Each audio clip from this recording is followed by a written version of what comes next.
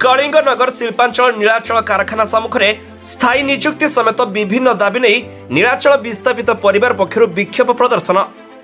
कारखाना सुरक्षा कर्मी और पुलिस सह नीलाचल विस्थापित परिवार सदस्य मुहांमुही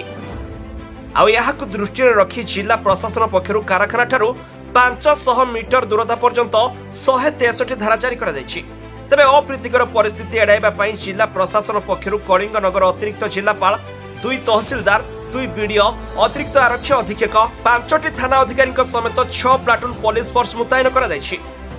देखो दाबीटा आज नुहे विगत अनेक दिन दाबी आम दाबी को प्रशासन नीलाचल उच्च कर्तृपक्ष बारंबार अणदेखा कर चलती जोटा कि विगत दिन में से दाबी को लेकिन 17 जन को स्थायी नियुक्ति देला बर्तमान अणदेखा कर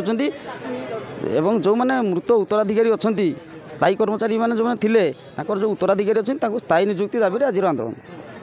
देखो प्रशासन जो चाहिए यही प्रशासन ही जो अरविंद पाठी ये कलेक्टर सार थे से सी आमको नियुक्ति स्वाक्षर करते 17 जन को नियुक्ति दि जाता जदि प्रशासन निजे आंतरिकतार सह चाहिए ताले निश्चित कार्यकारी हम ये बर्तमान प्रशासन आंतरिकतार अभाव माने सब चाहूँगी आंदोलन को दबाई देवाई तेणु जेपर्यंत आमर दाबी न्याय्य दाबी कार्यकारी है नहीं से पर्यंत आम आंदोलन को दुर्बार कर गढ़ी तोलू जदि आगामी दिन में टाड़टोल नीति अवलम्बन करती ताले संपूर्ण कलिंगनगर को अचल करने बाध्य हबू। देखो आंदोलन जो आम करूँ किसी निष्पत्ति नहींनु जे केते समय पर्यंत जेपर्यंत आमको आत्मसंतोष मिलना आम ये पाइबू बोली किसी आमको सी देना निष्पत्ति किसी देना से पर्यंत आंदोलन जारी रहा। नीलाचल विस्थापित समता प्रति आम अवगत अच्छु